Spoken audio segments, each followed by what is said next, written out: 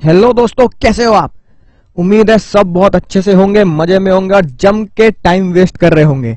तो ऐसा ना करें, अपने टाइम को सही जगह पे यूटिलाइज करें, इन्वेस्टमेंट एकदम परफेक्ट करें, ज्ञान के सागर में गोते लगाएं और सक्सेस की ऊंचाइयों तक पहुंचें। तो इसी उम्मीद के साथ शुरू करते हैं बिना समय गवाए आज का लेक्चर। तो तैयार हो जाइए, राइट, कुछ पुरानी 100 साल पुरानी कहानियों के लिए। तो आपकी स्क्रीन पर जैसा आपको दिख रहा है वैसा बिल्कुल भी नहीं है, क्योंकि आज का टॉपिक हमारा है डॉक्ट्राइन ऑफ इंडोर मैनेजमेंट।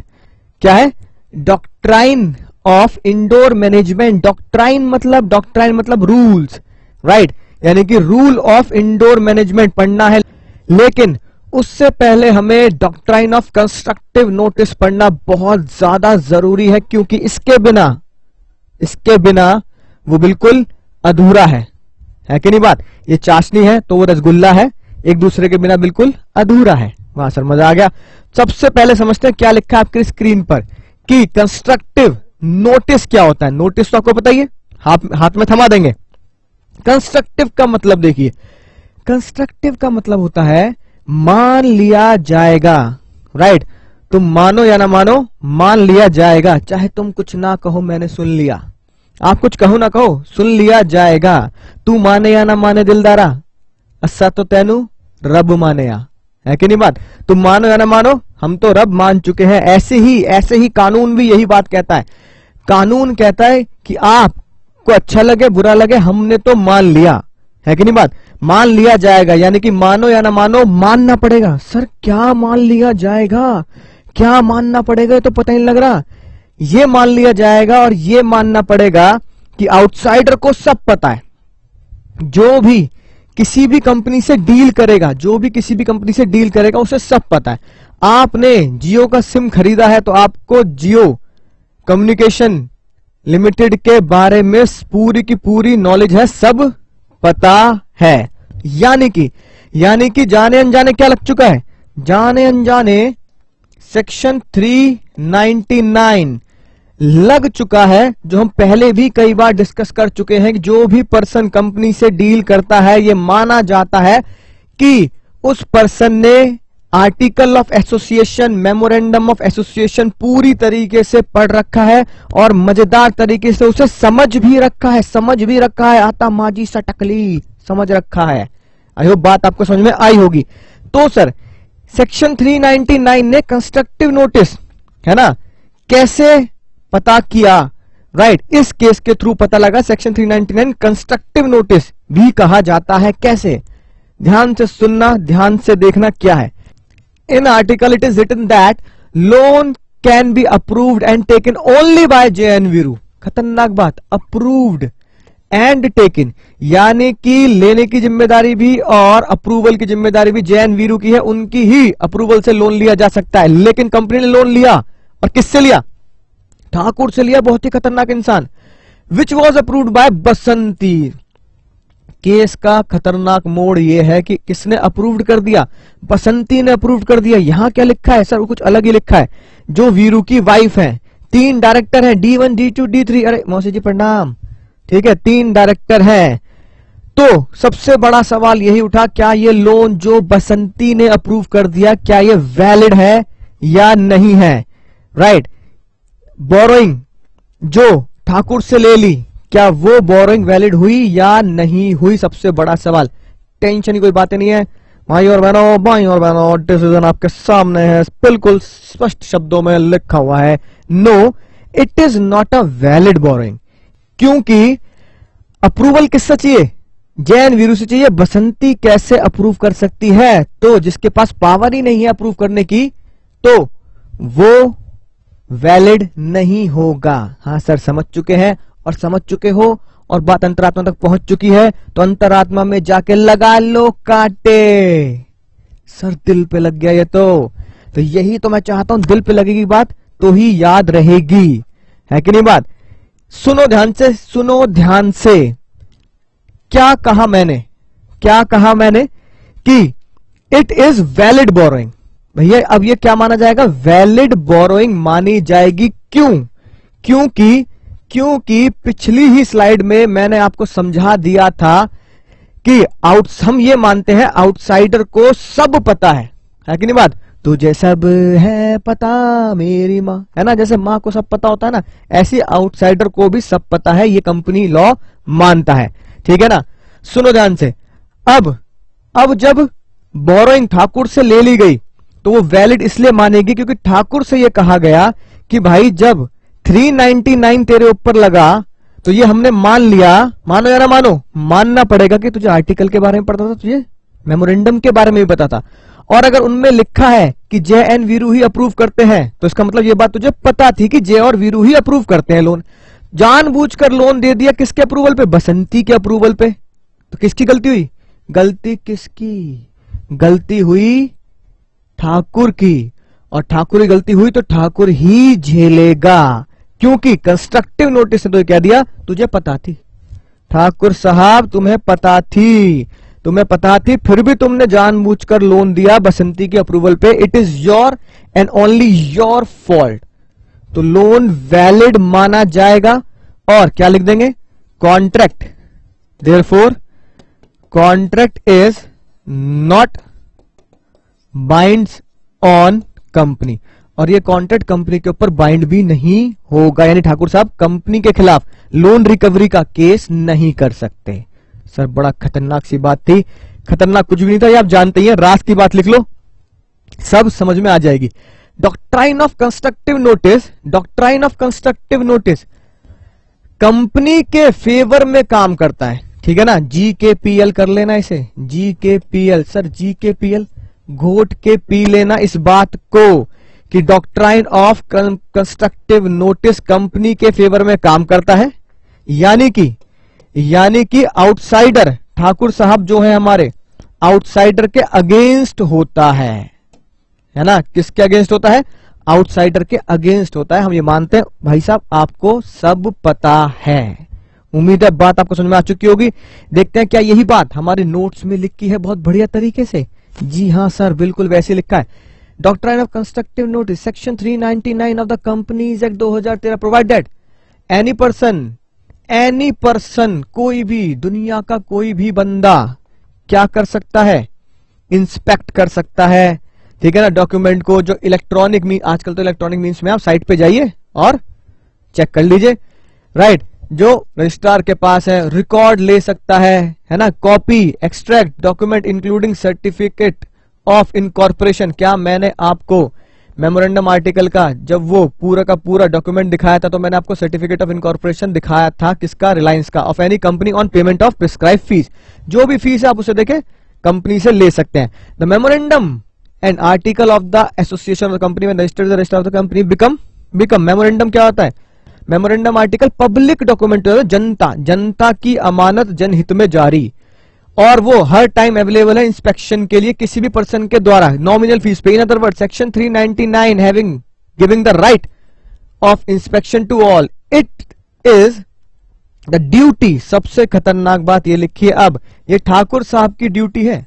अगर अपने केस में देखो तो it is the duty of Thakur साहब, एवरी पर्सन जो कंपनी से डील कर रहा है, जय वीरू एंड लिमिटेड से डील कर रहा है, क्या करे? डॉक्यूमेंट को चेक करे और ये श्योरिटी ले कि जो कॉन्ट्रैक्ट वो कर रहा है वो बिल्कुल ठीक ठाक है, सारे प्रोविजन के अकॉर्डिंगली है। But whether a person read them और नॉट, सबसे डेंजर बात ये है, चाहे ठाकुर साहब ने या किसी भी पर्सन ने उसे पढ़ा हो ना पढ़ा हो, हम ये मान लेंगे कि ठाकुर साहब को पता है उन डॉक्यूमेंट्स के बारे में। और क्योंकि 399 यही बात कहता है चीख चीखे, और इसलिए मैंने आपसे पहले बोला 399 ही किसको दर्शाता है? 399 ही दर्शाता है कंस्ट्रक्टिव नोटिस को। This kind of presumption is called constructive notice. ठीक है ना, समझ में आया ना बात? तो this kind of presumption implied notice, तो यही हम प्रिज्यूम नोटिस मानते हैं कि आपको पता है। समझ में आया ना बात? नोटिस्ड, आपकी नॉलेज में है ये बात, आपको पता है। याद आया ना, जैसे पार्टनरशिप में पढ़ते थे, ठीक है, कपल सेक्शन, राइट, 23-24, ठीक है, बिल्कुल उसी तरीके से ही यहां भी क्या है? नोटिस्ड, आपको इस बारे में जानकारी है। तो यहां नोटिस का मतलब पेपर नहीं है, यहां नोटिस का मतलब है नॉलेज। ठीक है जी, क्या मतलब है नॉलेज, यानी कि जानकारी, कि आपको उस बारे में सब पता है, आपको उस बारे में सब नॉलेज है। सर समझ गए, है ना। पार्टनरशिप का वो कपल सेक्शन भी हमें याद आ गया। राइट, सेक्शन 24 था सर वो, है। वाह क्या बात कही। By constructive notice it means, सुनना ध्यान से ये दो जानदार बात, whether a person read the document और नॉट, भैया आपने पढ़ा हो या ना पढ़ा हो, इट इज प्रिज्यूम्ड, ये प्रिज्यूम्ड कर लिया जाएगा कि आपको नॉलेज है डॉक्यूमेंट्स की। राइट, और जो मैं आपको बार बार पिछले कई लेक्चर समझाता आ रहा हूं कि आपने रीड करा है, खाली ये बात नहीं, आप उसको समझते हैं, आता माजी सटकली, आप उसको समझ भी चुके हैं। ठीक है ना, किसमें, ट्रू प्रोस्पेक्टिव में। And every person dealing with the company not only has the constructive notice of the memorandum and article but of all the other related documents। ये लो क्या कह दिया, ये क्या कह दिया है तुमने, वो जानम क्या बोल दिया, ये मेमोरेंडम और आर्टिकल तो छोड़ो, जितने भी रिलेटेड डॉक्यूमेंट्स हैं सारे के सारे आपने पढ़ रखे हैं और सारे के सारे आपने अंडरस्टूड, समझ रखे हैं। जैसे कि स्पेशल रिजोल्यूशन वगैरह सब पढ़ रखा, which are required to be registered with the registrar. उम्मीद है बात बिल्कुल, है ना, घुटनों तक पहुंच चुकी होगी। 10 if a person enter into the contract which is beyond the power of the company, आप एक ऐसे कॉन्ट्रैक्ट में फंस चुके हैं जो कंपनी की पावर से बाहर है, beyond the power of company as defined in the memorandum, है ना, कंपनी की पावर से बाहर है, outside the authority of director as per the memorandum article, he can not acquire right under the contract against the company, उसका कोई right नहीं है कंपनी के खिलाफ। यानी कि बिल्कुल किस तरीके से बात कर रहा है ये, उसी तरीके से बात कर रहा है जैसे हमने क्या सीखा था, अल्ट्रा वायर्स, है कि नहीं बात। राइट, एंगल क्या है, पर सामने वाले पर्सन को, बाहर वाले पर्सन को सब पता है कि जो भी वो डील कर रहा है अपने आप कंपनी से, तो उसे कंपनी की सारे डॉक्यूमेंट्स और उससे रिलेटेड डॉक्यूमेंट्स के बारे में पूरी नॉलेज है। तो इसका मतलब सेम बात, doctrine of constructive notice company के फेवर में है, राइट, और आउटसाइडर के अगेंस्ट है। उम्मीद है बहुत शानदार तरीके से बात समझ में आ चुकी है। अगले कॉन्सेप्ट को समझने के लिए एक शानदार जानदार वीडियो देखो, तो समझने की कोशिश करना इससे मैं आपको क्या समझाना चाहता हूं। ओए रुका रुका। हाँ जी मम्मी। बिट्टू लड़के वाले आ गए। ओ, तेरी इतनी जल्दी? हाँ हाँ जल्दी सामान लेके आ। बहन जी कहाँ है हमारी हुई वाली बहू? आ रही है जी, आ रही है, कुछ स्पेशल बना रही है आपके लिए। कुकिंग का तो बचपन से शौक है हमारी संगीता को, और हाँ इसके हाथ की कचौरी तो हमारी रजौरी में वर्ल्ड फेमस है। बस फिर कचौड़ी देना, जल्दी दे लो भाई। और इसका भाई तो बहन जी मरता है इसकी चटनी पे, सच्ची ऐसी चटनी कोई बना ही नहीं सकता, गारंटी है जी। चटनी और इसके दही बल्ले A1 है जी, A1। भैया जी दही बल्ला। 5 मिनट दही वाला दो जी।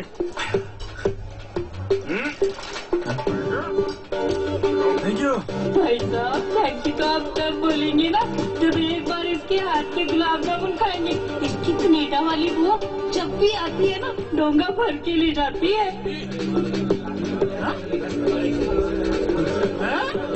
अरे गुलाब जामुन दे दो अंकल। गुलाब जामुन? अरे गुलाब जामुन पैक कर। माय गॉड इतने सॉफ्ट बनाती है कि मुंह में डालते ही मेल्ट हो जाते हैं, पता ही नहीं लगता कितने गए।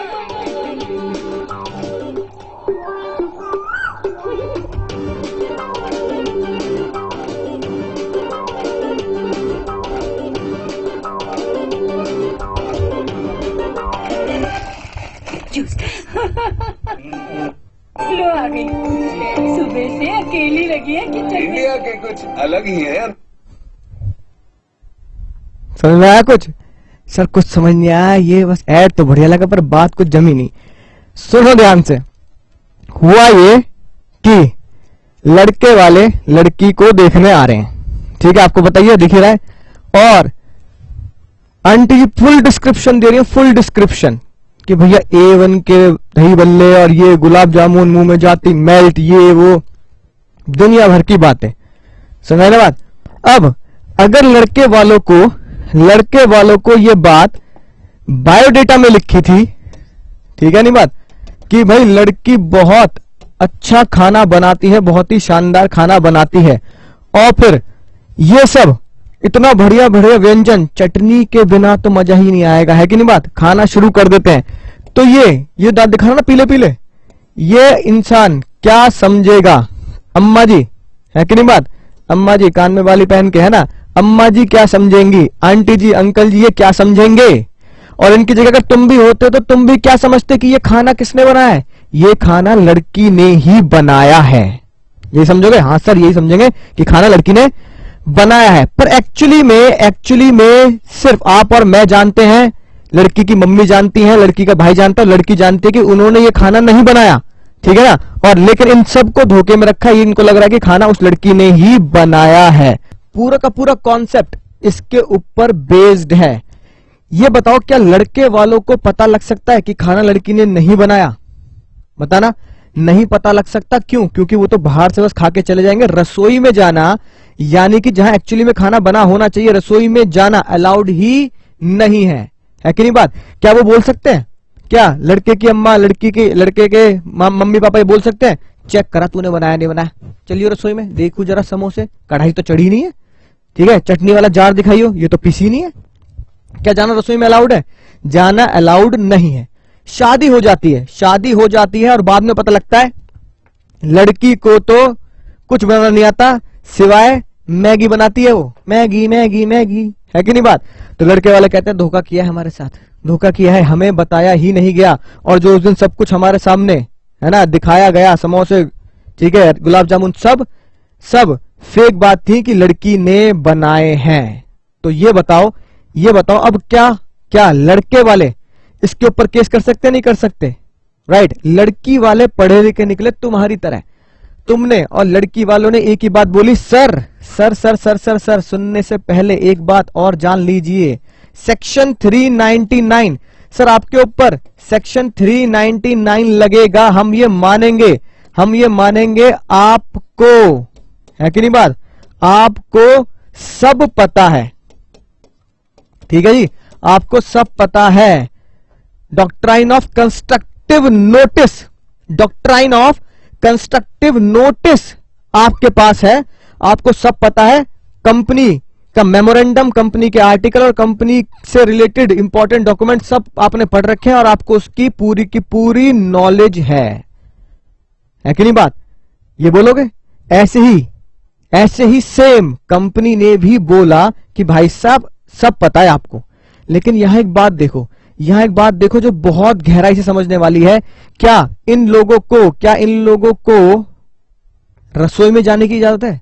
क्या ये चेक करने की इजाजत है कि भाई जो भी सामान बनाया गया है वो सब कुछ बहुत बढ़िया तरीके से बना, लड़की ने बनाया है, लड़की ने अपने हाथों से बनाया, इतने सारे व्यंजन, कुछ स्पेशल बना रही होगी जी, है कि नहीं बात? नहीं ना।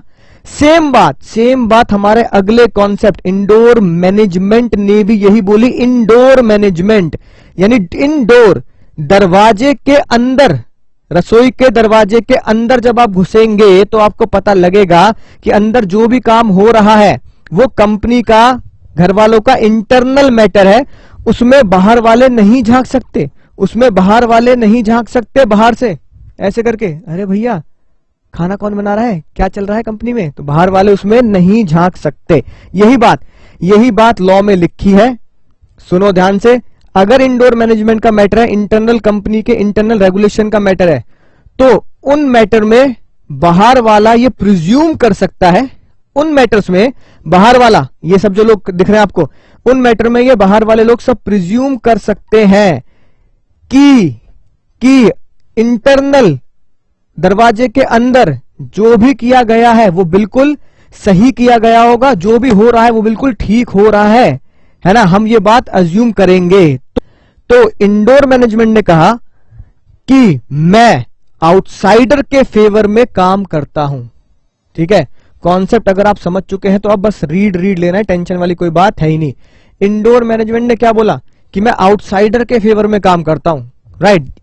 यानी कि इस डॉक्ट्राइन ने क्या कहा, आउटसाइडर जो कंपनी से डील कर रहा है, यानी कि वो लड़के वाले है ना, आउटसाइडर जो कंपनी से डील कर रहे हैं, it is not required to inquire about the internal management, उन्हें रसोई के अंदर जाने की, इंटरनल मैनेजमेंट, ठीक है, रसोई के अंदर जाने की जरूरत नहीं है। यानी कि अगर कोई भी बंदा कंपनी से डील करता है, कंपनी एक्ट को समझो, अब रिलेट करो, कोई भी बंदा कंपनी से डील करता है तो उससे यह जरूरत नहीं है कि वो इंक्वायरी करे इंटरनल मैनेजमेंट के बारे में। वो तो बस क्या प्रिज्यूम करेगा, जो जज साहब ने बोला आउटसाइडर को तो बस ये प्रिज्यूम कर लेना है और हम उसके फेवर में हो जाएंगे कि इंटरनल मैनेजमेंट सही है, यानी कि रसोई के अंदर जो भी चल रहा है वो बिल्कुल सही है, जो हमें दिखाया जा रहा है वही रसोई के अंदर चल रहा है। यानी कि आउटसाइडर ये प्रिज्यूम करता है जो कंपनी हमें दिखा रही है, छोटी मोटी बातें इंटरनल मैटर के बारे में, वो बिल्कुल सही है। इवन दो चाहे हमने आर्टिकल, मेमोरेंडम सब पढ़ रखा है, तब भी जो बातें आर्टिकल और मेमोरेंडम में नहीं लिखी, लेकिन वो बहुत छोटी मोटी जेन्युइन सी बातें हैं, तो वो भैया हमें प्रिज्यूम कर लेते हैं यार वो तो कंपनी ने कर ही लिया होगा, है कि नहीं बात। यानी कि लड़के वाला कह रहा भाई आंटी जी बोल रही है लड़की ने बनाया, तो हम ये मान लेते हैं कि भाई लड़की ने ही बनाया होगा। अब सर इसको और गहराई से जानने के लिए चलते हैं एक बहुत ही मजेदार केस के ऊपर, बहुत ही मजेदार केस, लाइफ टाइम केस है, लैंडमार्क केस है। इस केस को याद रखना है, GKPL करना है, बहुत ही important, right. Royal British Bank versus Turquand, क्या नाम है केस का, Royal British Bank versus Turquand. सुनो ध्यान से क्या कहानी है। टी लिमिटेड के आर्टिकल में लिखा था, एक कंपनी है टी लिमिटेड, राइट, उसके आर्टिकल में लिखा था कि director will take loan, director loan लेंगे authorise by the share holder. जब भी डायरेक्टर लोन लेने जाएंगे, उस लोन को कौन ऑथराइज करेगा, शेयर होल्डर ऑथराइज करेंगे। यानी आसान सी भाषा में बोलूं तो उसका स्पेशल रिजोल्यूशन पास करना पड़ेगा जर्नल मीटिंग में, है कि नहीं बात, जर्नल मीटिंग में स्पेशल रिजोल्यूशन पास करना पड़ेगा। अगली कहानी का अगला पड़ाव, रिजोल्यूशन पास हो गया। सुनना ध्यान से, क्या मजेदार बात है, रिजोल्यूशन पास्ड, बट रिजोल्यूशन में यह नहीं पता, not specify that how much director can borrow, कितना अमाउंट, यानी रिजोल्यूशन में अमाउंट के बारे में कोई नॉलेज नहीं है, राइट। यानी कि रिजोल्यूशन पढ़ के आपको अमाउंट के बारे में कुछ भी पता नहीं लगेगा, डज नॉट स्पेसिफाई कितना डायरेक्टर लोन ले सकता है। कंपनी का एक डायरेक्टर जय, उसने लोन ले लिया रॉयल ब्रिटिश बैंक से, RB बैंक से। सुनो ध्यान से, असली कहानी अब शुरू होती है। जय ने बॉन्ड इशू किया 2000, है ना, यूरो का, पाउंड का, डॉलर का, कुछ भी बोल दो, है ना, $2000 का। बैंक ने लोन दे दिया, ठीक है, समझ लो ध्यान से। जय ने 2000 पाउंड का क्या किया, बॉन्ड इशू कर दिया और लोन ले लिया, जबकि यहां पे 2000 तो क्या, ₹2 तक की वैल्यू भी नहीं लिखी थी। समझ में आया ना बात। जब बैंक ने लोन दिया तो बैंक ने क्या सोचा होगा कि भाई डायरेक्टर आए हैं, ठीक है, रिजोल्यूशन पास होना चाहिए, तो भैया रिजोल्यूशन पास्ड भी है। समझ में आया ना बात, रिजोल्यूशन पास होना चाहिए, रिजोल्यूशन पास है, रिजोल्यूशन का पर्चा रखा है हाथ में, ठीक है। बैंक ने देखा, राइट, बैंक के एक हाथ में क्या है, बैंक के एक हाथ में मेमोरेंडम आर्टिकल है, मेमोरेंडम आर्टिकल में लिखा है जब भी लोन लेंगे डायरेक्टर, ठीक है, SR पास करेंगे, SR तो है। यानी कि बैंक ने मेमोरेंडम आर्टिकल भी पढ़ लिया, बैंक ने रिजोल्यूशन भी देख लिया, सब कुछ तो सही है, सिर्फ क्या कमी थी, अमाउंट नहीं पता था। तो बैंक ने क्या प्रिज्यूम कर लिया, कि जब रिजोल्यूशन पास हुआ होगा तो भैया शेयर होल्डर $2000 के लिए सहमत हो गए होंगे, शेयर होल्डर $2000 के लिए सहमत हो गए होंगे भाई, तभी तो रिजोल्यूशन पास किया है। एक्चुअली में ऐसी कोई बात ही नहीं थी, शेयर होल्डर ने कोई अमाउंट बताया ही नहीं था, राइट। और शेयर होल्डर शायद यही सोच रहे होंगे कि भैया इतना बड़ा लोन नहीं, छोटे मोटे लोन के लिए रिजोल्यूशन है तो चलो पास कर देते हैं। टी लिमिटेड, सुनना ध्यान से, बहुत चालू निकली कंपनी, जिसने बैंक से लोन ले लिया, कंपनी ने कहा कंस्ट्रक्टिव नोटिस लगेगा सर, है ना, क्या लगेगा, कंस्ट्रक्टिव नोटिस लगेगा। कंस्ट्रक्टिव नोटिस का मतलब आउटसाइडर बैंक को सब पता है, ठीक है ना, आउटसाइडर बैंक को सब कुछ पता है कंपनी के बारे में, उसने मेमोरेंडम आर्टिकल पढ़ रखे हैं, पर एक्चुअली में शेयर होल्डर को तो 2000 वाली बात पता ही नहीं थी, राइट। तो फिर बैंक ने जब ये लोन वापस मांगा तो टी ने देने से मना कर दिया कि भैया आपको तो पता था, इतना तो लोन हम ले ही नहीं सकते, आपने दे दिया लोन, ये आपकी गलती है। जैसे पिछले केस में ठाकुर की गलती मानी गई, भैया आपकी गलती है ना, कंपनी इसमें कुछ नहीं कर सकती, राइट। फिर रॉयल ब्रिटिश बैंक ने केस किया। जब केस पहुंचा कोर्ट में तो जज साहब ने क्या बोला, जज साहब ने बोला ये केस बिल्कुल लिम्का के एड की तरह है। एक्चुअली में आपने जो कहा वो कंपनी के पास है, आर्टिकल और मेमोरेंडम कंपनी ने पढ़ रखा है, स्पेशल रिजोल्यूशन भी कंपनी के हाथ में है। अब स्पेशल रिजोल्यूशन में अमाउंट नहीं लिखा तो एक आदमी क्या सोचेगा, जेन्युइन आदमी, a man of ordinary prudence क्या सोचेगा, भैया अगर एसआर पास हो गया तो इसका मतलब एसआर में 2000 की बातें ही की गई होंगी मीटिंग के दौरान, तो वो भी पास हो गई होगी। तो जज साहब ने क्या डिसीजन दिया, जज साहब ने डिसीजन दिया approval is a internal matter. सुनना ध्यान से, ये बहुत ध्यान से याद करना है, अप्रूवल इज इंटरनल मैटर, ठीक है, ये कंपनी का अपना इंटरनल मैटर है, ठीक है ना। और इसकी नॉलेज है ना बाहर वाले बैंक को या बाहर वाले व्यक्ति को नहीं हो सकती थी। बैंक को तो इसकी नॉलेज हो ही नहीं सकती थी, क्यों, क्योंकि बैंक को थोड़ी बुलाया था एसआर पास करते टाइम पे मीटिंग में, या तो बैंक को न्योता देते, बैंक को कहते भाई साहब आ जाओ, है ना, राइट, आपसे लोन लेने के लिए मुद्दा उठ रहा है, आप भी मीटिंग में आके देख लो भाई कितने रुपए तक का मुद्दा उठ रहा है। तो बैंक को थोड़ी बुलाया था आपने, क्योंकि मीटिंग में तो किसको बुलाते हैं, आउटसाइडर को नहीं बुलाते, मीटिंग में तो सिर्फ शेयर होल्डर्स को ही बुलाया जाता है। तो बैंक आया नहीं, तो बैंक को तो उसकी नॉलेज हो ही नहीं सकती थी। जज साहब ने बोला बैंक को इसकी नॉलेज हो ही नहीं सकती थी, तो bank will not liable, bank suffer नहीं करेगा, बैंक को है ना कोई नुकसान नहीं होगा। तो लोन लौटाना पड़ा, नहीं लौटाना पड़ा। तो डिसीजन क्या आया, डिसीजन ये आया कि ये लोन वापस करना पड़ा कंपनी को, है ना, बैंक को।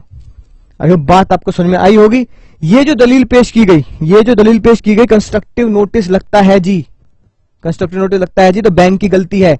ये दलील पेश की गई टर्क्वेंट के द्वारा, टी के द्वारा। टर्क्वेंट कौन था, टर्क्वेंट उस कंपनी का है ना लिक्विडेटर था।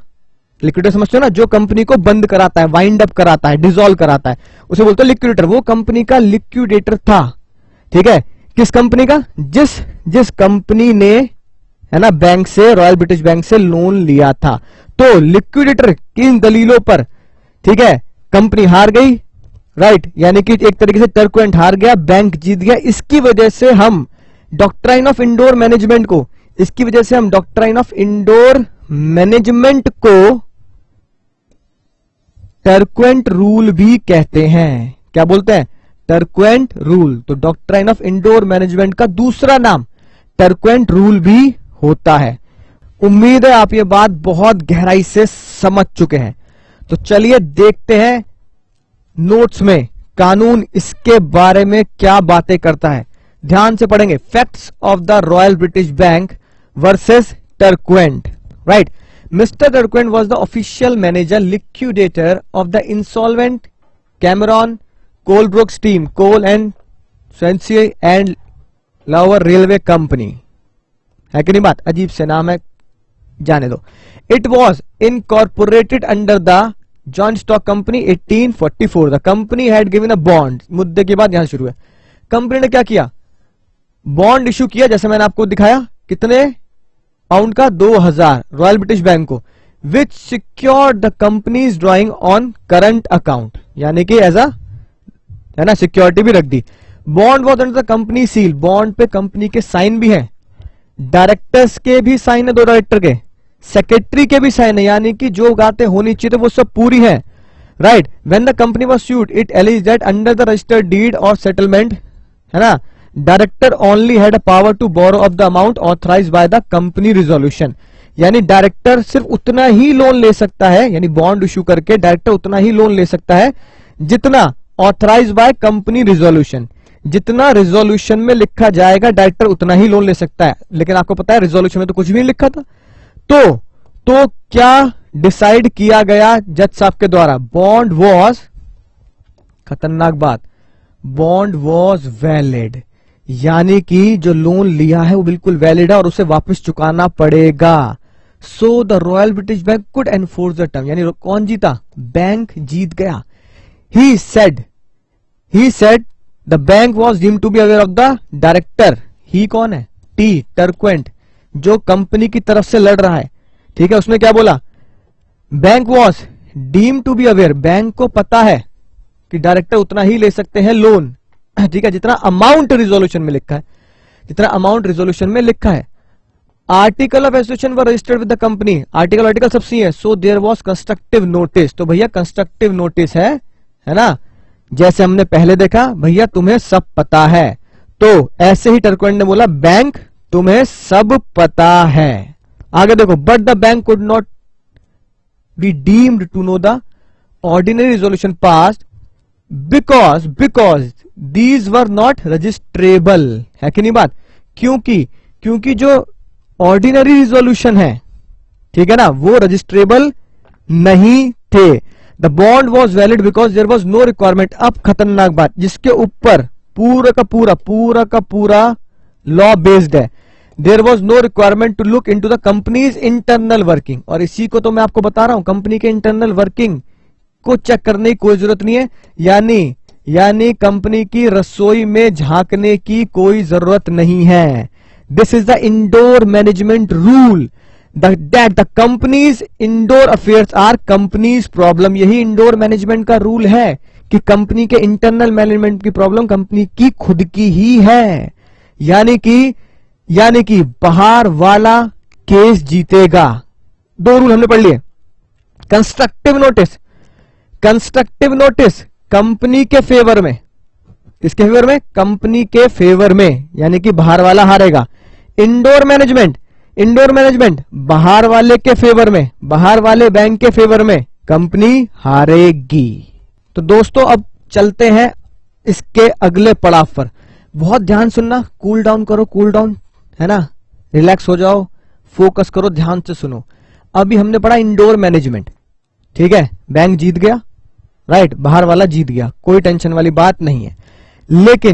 लेकिन जहां कोई रूल बनता है उसके कुछ ना कुछ एक्सेप्शन निकल के आ जाते हैं, उसका उल्टा। अरे सर, उल्टा मतलब?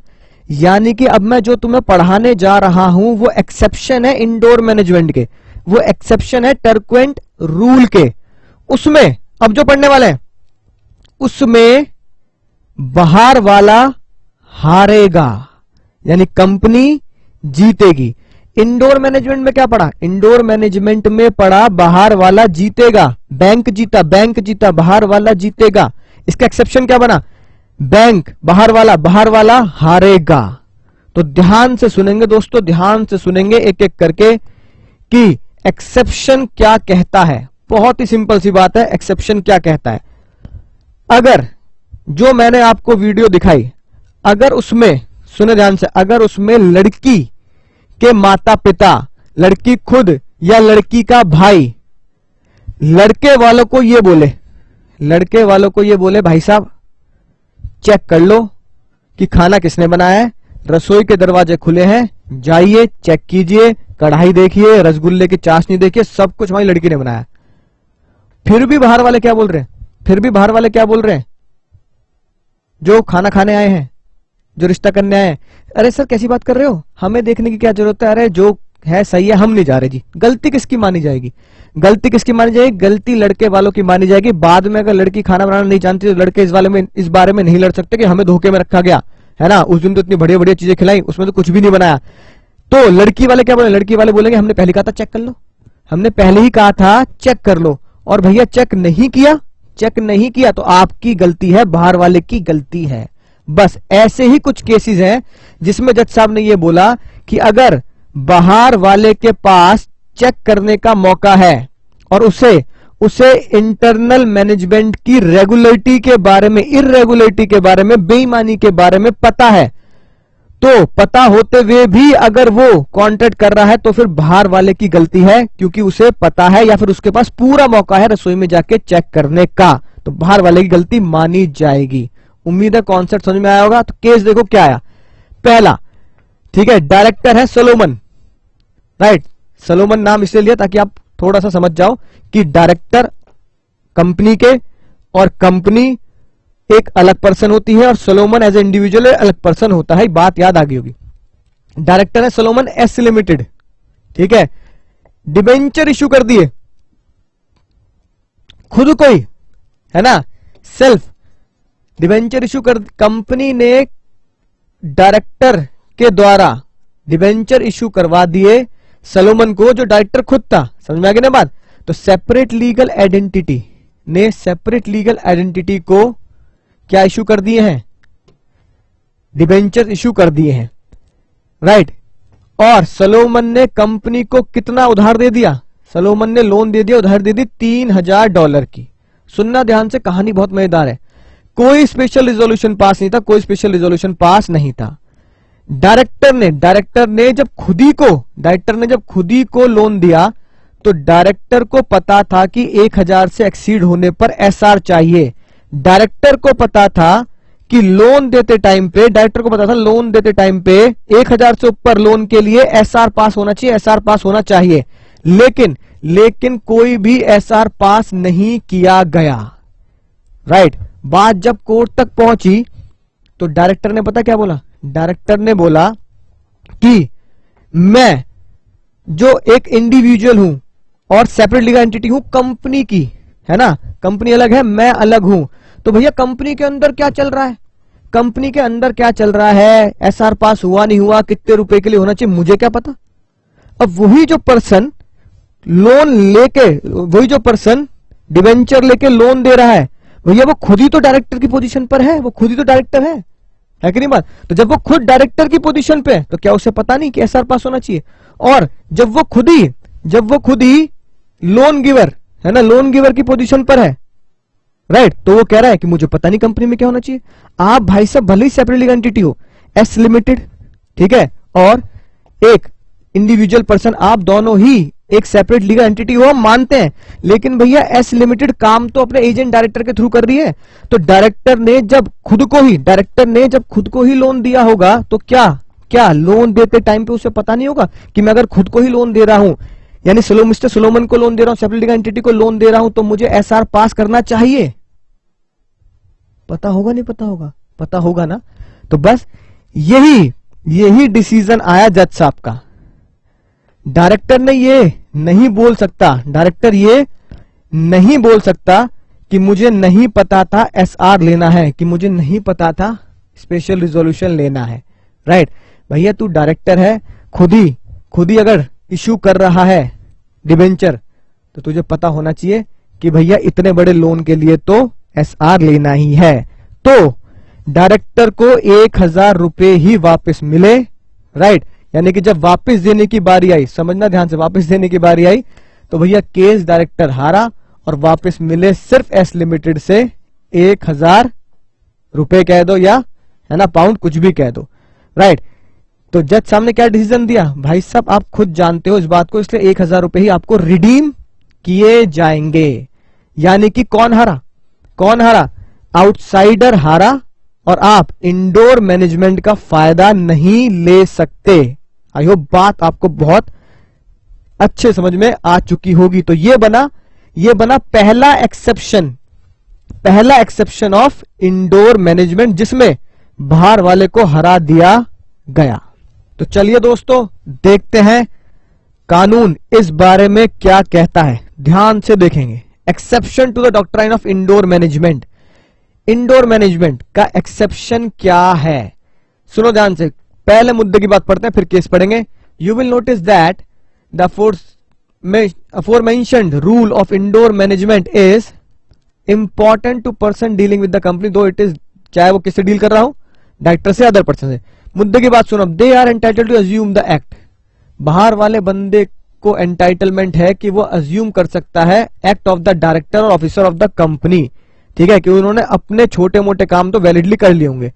अगर कोई भी काम है ना स्कोप के अंदर है और वो काम बिल्कुल वैलिड है आर्टिकल्स के द्वारा, यानी आर्टिकल में कोई बात लिखी है, आपने वो आर्टिकल पढ़ लिया और है ना देख लिया हाँ भाई आर्टिकल के हिसाब से काम हो रहा है और वो बिल्कुल उसी मैनर में ही हुआ है, तो आउटसाइडर सबसे डेंजरस बात, आउटसाइडर जो डील करता है कंपनी से is entitled to assume that it has been done in the manner required, कि वो सारे काम छोटे मोटे काम भी पूरे हो गए होंगे जो उसके लिए जरूरी है। तो उन छोटे मोटे काम के लिए है ना इंक्वायरी करने की, रसोई के अंदर झांकने की जरूरत नहीं है, आप ये अज्यूम कर सकते हैं भैया वो काम तो हो गया होगा, राइट। जैसे कि हमने रॉयल ब्रिटिश बैंक वाले केस में देखा, तो उन्होंने बैंक ने अज्यूम कर लिया था कि भाई रिजोल्यूशन पास है तो अमाउंट भी है ना अप्रूव्ड कर दिया गया होगा।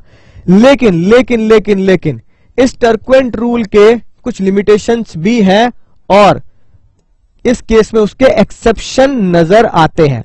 सबसे पहला क्या बनता है, नॉलेज ऑफ इरेगुलरिटी, यानी कि अगर आपको कंपनी के इंटरनल मैटर में जो गड़बड़ी है उसकी नॉलेज है तो फिर तो बाहर वाले की ही गलती मानी जाएगी, ठीक है, क्योंकि बाहर वाले को पता है क्या गड़बड़ चल रही है।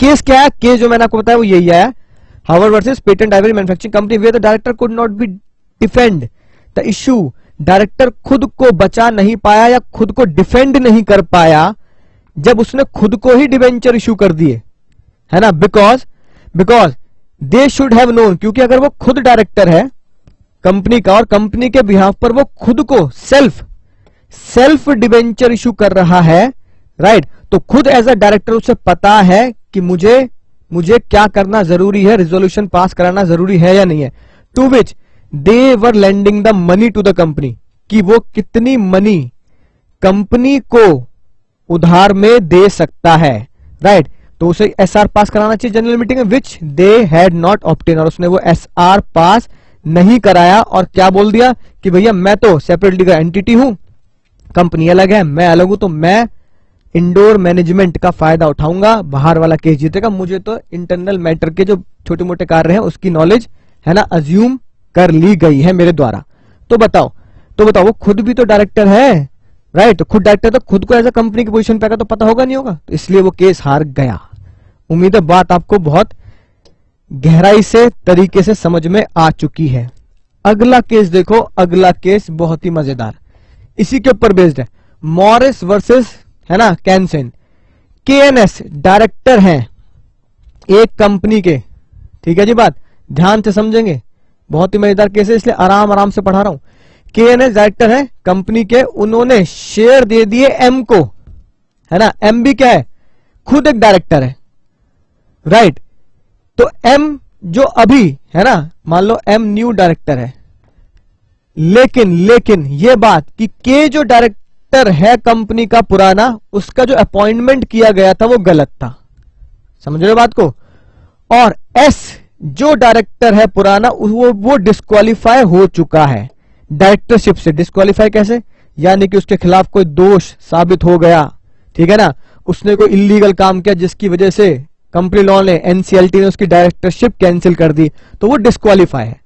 सबसे खतरनाक बात जो है इस केस की वो ये है, केएनएस की डिस्क्वालिफिकेशन एम को पता है, फिर से बोलो, केएनएस की डिस्क्वालिफिकेशन एम को पता है, ठीक है, तो क्या हुआ, एम ने ये बोला कि भाई जो मुझे शेयर दिए गए हैं इनके द्वारा, ठीक है ना, राइट, तो मैं तो भैया एक आउटसाइडर हूं, ठीक है, और आउटसाइडर में नया डायरेक्टर बन के आया हूं, तो भैया मैं इन शेयर्स के लिए वैलिड है ना माना जाऊंगा, मेरे लिए वे शेयर बिल्कुल वैलिड होने चाहिए, कंपनी के इंटरनल मैटर में है ना मेरा कोई लेना देना नहीं है, मैं तो अज्यूम कर लूंगा सब कुछ सही रहा होगा।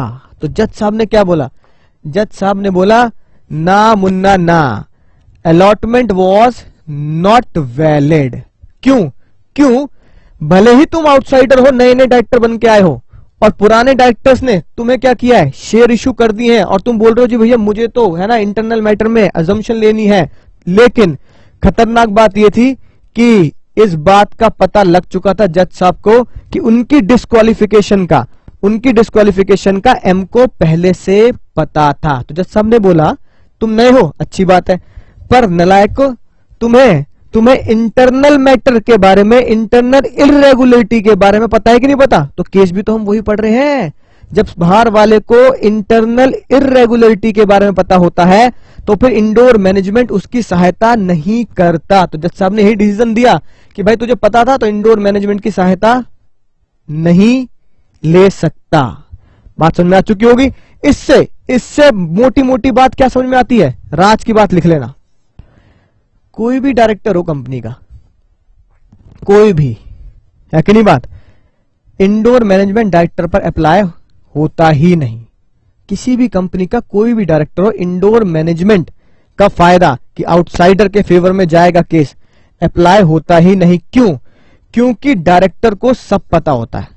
क्योंकि भैया कंपनी का डायरेक्टर है, ठीक है, कंपनी के डायरेक्टर ही कंपनी के लिए काम करते हैं, तो भैया सब पता होगा। कल को मुकेश अंबानी कहने लगे भैया मुझे नहीं पता रिलायंस में क्या चल रहा है, भैया पूरी रिलायंस इंडस्ट्रीज आपके बलबूते पे चल रही है और आप कह रहे हो कि मुझे पता नहीं इंडस्ट्री में क्या चल रहा है, रिलायंस कंपनी में क्या चल रहा है। तो भैया हम तो ये बात मानने को तैयार ही नहीं है। उम्मीद है बात बहुत शानदार तरीके से समझ में आ चुकी है। केस देखो क्या लिखा है, केस देखो ध्यान से। मॉरिस वाला केस, मॉरिस वर्सेस, है ना, कैंसन, जो मैं आपको बता ही चुका हूं, टेंशन की बात है नहीं। Director could not defend an allotment, director खुद को बचा नहीं पाएगा कि भैया अलॉटमेंट ऑफ शेयर जो मुझे दिया गया है वो बिल्कुल सही है ना, as he participated in the meeting, ठीक है ना, विच मेड द अलॉटमेंट, कि भैया वो तो मीटिंग में भी बैठा था जिस मीटिंग में अलॉटमेंट हुई थी, राइट। ये सब बातें बेकार की हैं, इससे कोई मतलब नहीं है जज को। His appointment as a director also fell through, यानी उसका अपॉइंटमेंट ऑफ डायरेक्टर भी एक तरीके से क्या है ना, गिर गया या बेकार हो गया, क्योंकि none of the director appointed him was validly in the office, क्योंकि जो उसको, है ना, अपॉइंट कर रहे हैं या जो उसको शेयर दे रहे हैं, ठीक है, वो दोनों के और एस ही एक्चुअल में डायरेक्टर है ही नहीं। तो उम्मीद है आपको ये बात समझ में आ चुकी होगी और उसको इस बात की नॉलेज भी है। तो केस के फैक्ट्स याद करेंगे, ठीक है ना, लैंग्वेज थोड़ी सी टेढ़ी मेढ़ी लिखी है, आप मुद्दे पे ध्यान देंगे। अगली बात आती है बी पॉइंट। बी पॉइंट कहता है भाई साहब इरेगुलरिटी, यानी आपको सस्पिशन ऑफ इरेगुलरिटी है, यानी कि आपको शक है, ठीक है ना, राइट। जैसे तुमको दिल पे शक है ना, है दिल पे शक मेरा, इसे प्यार हो गया, ऐसे ही आप कह रहे हो है कंपनी पे शक मेरा, कुछ गड़बड़ चल रहा है, ठीक है। तो अगर आपको शक है, आप आउटसाइडर हो, तो जज साहब कह रहे हो भाई शक को दूर करने के लिए जो काम बनता है वो करो, है ना, क्योंकि तुम कंपनी से डील करने वाले हो, तो जो काम बनता है अपने शक को दूर करने के लिए वो आपको करना चाहिए, आपका राइट है, आपकी ड्यूटी है, राइट। तो जज साहब ने देखो क्या बोला, the doctrine in no way reward those, यानी doctrine of indoor management, doctrine of indoor management उनकी सहायता नहीं करेगा जो जानबूझ के नेग्लिजेंटली बिहेव करते हैं, यानी कि इग्नोर करते रहे जो हो रहा है होने दो, अबे सब सही होगा यार। शक है तो जाओ भैया, अगर लड़के वालों को शक है कि लड़की ने खाना नहीं बनाया तो जाके चेक करो, रसोई में चेक करो कि सच में ऐसा है या नहीं है, ठीक है ना, पूरी इंक्वायरी निकालें, अपने शक को दूर करें। Where the person dealing with the company is put upon the inquiry, ठीक है। For example where a transaction is unusual, आपको दिख रहा है ट्रांजेक्शन बहुत अनयूजुअल है, ऐसा कैसे हो सकता है, not in the ordinary course, और ऑर्डिनरी कोर्स में ऐसा किया नहीं जाता, ठीक है ना। It is the duty of the outsider, आपकी ड्यूटी बनती है कि आप नेसेसरी इंक्वायरी करें।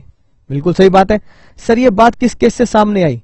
ये बात नलायक को सामने आई आनंद बिहारी लाल वर्सेस दिनशा एंड कंपनी, ठीक है। कुछ इस तरह समझो, आप एग्जाम क्लियर करके ट्रेनिंग पे पहुंचे, आर्टिकलशिप ज्वाइन कर ली, ठीक है ना, आप एज अ ट्रेनी काम कर रहे हो, तो आप सिर्फ ट्रेनी हो, आपको छोटा मोटा स्टाइपेंड मिल रहा है, खर्चा पानी निकल रहा है, बस एक दिन आपने एक पर्सन से डील करी और अपने सीए फर्म की बिल्डिंग, है ना, सीए सर जिसमें बैठते हैं वो बिल्डिंग बेच दी, ठीक है, कुछ नहीं रखा है ना इन बातों में, है ना, रोज ऑफिस आओ, ये आओ वो आओ, डांट सुनो सर की, पूरी बिल्डिंग बेच देता हूं, देखूंगा क्या होगा। और जिसको बेची उसने खरीद भी ली, ये मानकर, है ना, या ये सोचकर कि भैया एक आर्टिकल अपने प्रिंसिपल की, अपने सीए की पूरी लाखों करोड़ रुपए की बिल्डिंग बेच सकता है। तो जो बंदा बिल्डिंग खरीद रहा है उसे शक नहीं होना चाहिए, यार एक आर्टिकल है, उम्र भी कम सी लग रही है कि नहीं बात, राइट। और पूरी बिल्डिंग बेचने चला है, राइट, और बिल्डिंग इसके नाम पे भी नहीं है, एक एम्प्लॉय की तरह है, तो उसे शक हो रहा है ना। तो भैया अगर शक है तो भाई दूर करो, और शक होना भी चाहिए, सीधा सीधे से जाके बात करो, भैया क्या हो रहा है, ये बच्चा बिल्डिंग बेचने को कह रहा है कि नहीं बात। तो यही बात इस केस में आई। Plaintiff accept the transfer of company property from its accountant, यानी कि उसने एक्सेप्ट किया कि भैया जो प्रॉपर्टी खरीदी है, ठीक है कि नहीं बात, वो भैया अकाउंटेंट से खरीदी है। तो आनंद बिहारी साहब ने एक्सेप्ट कर लिया कि मुझे जो प्रॉपर्टी दी गई है और मैंने जो खरीदी है वो सिर्फ जस्ट एन अकाउंटेंट था। ट्रांसफर वॉज हेल्ड वॉइड, तो ये आउटसाइडर हो गए, ठीक है ना, ये कंपनी हो गई, राइट। तो इस ट्रांजेक्शन को, इस ट्रांसफर को वॉइड किया गया और वो बिल्डिंग आउटसाइडर को लौटानी पड़ी। आउटसाइडर बिल्डिंग चाहे सस्ती भी खरीदी हो, केस हार गया। The plaintiff could not have supposed in absence of power of attorney that the accountant had an authority to effect the transfer company, यानी कि प्लेंटिफ ये सोच कैसे सकता है कि एक अकाउंटेंट, नॉर्मल अकाउंटेंट बेचारा 15-20 हजार रुपए की सैलरी भी ले रहा हो मुश्किल से, ठीक है, और वो पूरी की पूरी अपने ऑफिस की पूरी करोड़ रुपए की बिल्डिंग बेच दे। भैया ऐसा कैसे हो सकता है, ठीक है। ऐसा तभी हो सकता है जब उसके पास पावर ऑफ अटॉर्नी होती है। पावर ऑफ अटॉर्नी आपको पता ही है, मैंने शाहरुख खान वाली वीडियो आपको दिखाई थी। तो ऐसा कुछ था नहीं, पावर ऑफ अटॉर्नी थी नहीं, तो भैया बिल्डिंग लौटानी पड़ी। आई होप बात आपको बहुत बढ़िया तरीके से समझ में आ चुकी होगी। सिमिलरली बिल्कुल ऐसा ही क्या केस आया, ठीक है, हॉक्टन एंड कंपनी, है ना, Loy and Wills limited, where the person holding directorship in 2 company, यानी एक पर्सन है, ठीक है जी, X, mister X, Imran Hashmi, 2 company में डायरेक्टर हैं, राइट, कंपनी ए और कंपनी बी। मुझे जरा बात देखो, मिस्टर जो एक्स है, मान लो कंपनी ए लिमिटेड और बी लिमिटेड लिख देते हैं तो पता रहेगा, हाँ जी कंपनी है। मिस्टर एक्स ने क्या औचित्य दिखाई, इसके पैसों से, समझना ध्यान से, ए लिमिटेड के पैसों से, क्योंकि दोनों ही कंपनी में डायरेक्टर हैं, तो उन्होंने क्या किया, ए लिमिटेड के पैसों से, पैसे किसके, ए लिमिटेड के, तो ए लिमिटेड के पैसों से बी लिमिटेड के डेट चुका दिए, ठीक है, राइट। जब ये बात कोर्ट तक पहुंची, जज साहब ने बोला भाई ऐसे कैसे कर सकते हो, ठीक है, ए लिमिटेड किसी कंपनी का पैसा किसी और कंपनी में कैसे, है ना, ट्रांसफर कर सकते हो। तो जज साहब ने कहा कि भाई ये ट्रांजैक्शन बिल्कुल क्या है, गलत है, और बाहर वाला जो पैसे ले रहा है किसी और कंपनी के, ठीक है ना, राइट। अब देखो अगर तुम्हें मैं पैसे दूंगा ए लिमिटेड के और तुम बी लिमिटेड के क्रेडिटर हो, तो उस पे चेक पे, है ना, किसका नाम लिखा होगा, फ्रॉम ए लिमिटेड, ठीक है, बल्कि लिखा किसका होना चाहिए, बी लिमिटेड, क्योंकि तुम बी लिमिटेड के क्रेडिटर हो। तो जज साहब ने बोला भाई बाहर वाला ले भी रहा है पैसे, उसे शक नहीं हो रहा कि भाई मैं क्रेडिटर हूं बी लिमिटेड का, मुझे चेक दिया जा रहा है ए लिमिटेड के द्वारा, तो शक होना चाहिए, शक बनता है, आप उसमें इंक्वायरी करें, आपकी गलती मानी जाएगी, राइट। यही केस बना इसमें, where the person holding the directorship in 2 companies, 2 company में डायरेक्टरशिप आप रखते हो, ठीक है ना। Agree to apply the money of 1 company, एक कंपनी का पैसा दूसरी कंपनी के रेट में चुका दिया, तो court said that it was something so unusual, ये तो बहुत अनयूजुअल है, एक कंपनी का पैसा लेके दूसरी कंपनी के लिए आप पेमेंट कर रहे हो, अनयूजुअल है। Plaintiff were put upon inquiry to the ascertain whether the person making the contract had any authority to in fact to make it or not, यानी कि प्लेंटिफ यानी जो बाहर वाला है, ठीक है, उसको कहा गया भाई तुम्हारी ये जिम्मेदारी बनती है कि तुम्हें इंक्वायरी करनी चाहिए कि ऐसा हो रहा है तो ऐसा हो कैसे सकता है। आई होप बात आपको समझ में आ चुकी होगी। अभी तक जितने भी केस पढ़े हैं बिल्कुल डिटेल में आप समझ चुके हो कि डॉक्ट्राइन ऑफ इंडोर मैनेजमेंट इन सबके अगेंस्ट जाएगा, आउटसाइडर उसका फायदा नहीं ले सकता क्योंकि इसमें आउटसाइडर की ही गलती मानी जाती है। आखिरी केस देखेंगे भाई और बहनों बहुत ध्यान से और बहुत ही मजेदार, मजा आ जाएगा पढ़ के आपको, सुनना। फोर्ज सिग्नेचर और मेरे साइन है, ठीक है, कल को तुम मेरे साइन सीख कर किसी भी डॉक्यूमेंट पर मेरे साइन कर दो कि सर की कार के पेपर बनवाते हैं, फिर एक डॉक्यूमेंट लेके आएंगे सर के साइन कर देंगे, तो भैया रातों रात कार गायब। तो मेरे नकली सिग्नेचर से मेरे कार बेच दो, मेरा घर भी बेच दो, मेरा बैंक अकाउंट, बैंक में जाके मेरे चेक पर मेरे ही चेक पर मेरे ही नकली साइन कर कर खाली कर दो मेरा खाता, है कि नहीं बात? तो भैया क्या ऐसा करना सही है गलत है? अगर ऐसा करना सही हो जाए, नकली सिग्नेचर फोर्ज सिग्नेचर से दुनिया चलने लगे, तो मेरा क्यों कर रहे हो भाई? अंबानी का करो, और मैं तो कर रहा हूं बिल गेट्स का ही काम तमाम कर दो। यही डिसीजन आया कि भैया फोर्ज सिग्नेचर तो फोर्ज होते हैं, नकली सिग्नेचर तो नकली होते हैं, वो किसी के फेवर में नहीं जा सकते, उसका फायदा किसी को भी नहीं मिल सकता। ठीक है, हुआ क्या? ध्यान से देखो हुआ क्या हुआ भाई साहब। ये जी लिमिटेड ने शेयर सर्टिफिकेट इशू किए। ठीक है जी, क्या इशू किए? Share certificate. किसको? ये बेचारा मासूम सा रूबिन को इशू किए शेयर सर्टिफिकेट। कैसे? नकली सिग्नेचर से। ठीक है जी, यानी कंपनी सेक्रेटरी ने खुद के साइन किए, 2 डायरेक्टर के साइन होने थे, दोनों साइन उसने नकली मार दिए, फोर्ज कर दिए। ठीक है, ये बेचारा रूबिन क्या दलील दे रहा है? रूबिन बेचारा दलील दे रहा है, भाई साहब जो मुझे शेयर मिले हैं और जो मुझे शेयर सर्टिफिकेट दिया गया है, शेयर सर्टिफिकेट मिला है, वो बिल्कुल सही है। साइन कैसे भी हो, असली हो, नकली हो, वो तो कंपनी का इंटरनल मैटर है, और मैं तो प्रिज्यूम करूंगा इंडोर मैनेजमेंट को कि साइन बिल्कुल सही होंगे, मेरी इसमें कोई जिम्मेदारी नहीं है। ठीक है ना? क्या बोला उसने? साइन इंटरनल मैनेजमेंट का पार्ट है, इसलिए शेयर सर्टिफिकेट जो मुझे दिए गया है वो बिल्कुल सही माना जाए। जज साहब ने बेचारे को समझाया, भाई मैं जानता हूं दिल पे बहुत दर्द है, बोझ है, लेकिन नकली साइन तो नकली ही होते हैं, राइट? और जज साहब ने क्या बोला? फोर्जरी के केस में कंपनी लायबल नहीं होगी। समझ लेना ध्यान से, फोर्जरी के केस में कंपनी लायबल नहीं होगी। क्योंकि जो नकली सिग्नेचर किए गए हैं उसमें कंपनी का भी तो नुकसान है, कंपनी की तरफ से जो शेयर इशू हो जाएंगे नकली सिग्नेचर के द्वारा, उसमें कंपनी का भी तो नुकसान है। कंपनी भी आउटसाइडर की तरह, भाई साहब कंपनी भी, आप अगर मासूम हो तो कंपनी भी रूबिन आपकी तरह ही बहुत ही मासूम सी है। ठीक है, राइट? कंपनी भी आपकी तरह क्या है? बहुत ज्यादा मासूम है सर। उसके साथ भी धोखा हुआ है, फोर्जरी तो कंपनी के साथ भी हुई है कि कंपनी के डायरेक्टर के नकली साइन कर लिए, कंपनी भी बेचारी बहुत दुखी है। तो फिर तुम भी दुखी हो, कंपनी भी दुखी है, हम भी पागल, तुम भी पागल। तो जज साहब ने बोला अपने अपने घर जाओ, ठीक है, आराम से टेंशन फ्री होके सो जाओ। यानी फोर्जरी के सिग्नेचर में बाहर वाला इंडोर मैनेजमेंट की सहायता नहीं ले सकता। तो चलिए दोस्तों देखते हैं केस क्या कहता है लीगल लैंग्वेज के थ्रू। फोर्जरी, आखिरी point, forgery. Doctrine of indoor management applies only to irregularity which might otherwise affect the transaction, but it cannot apply to the forgery. खेल खत्म।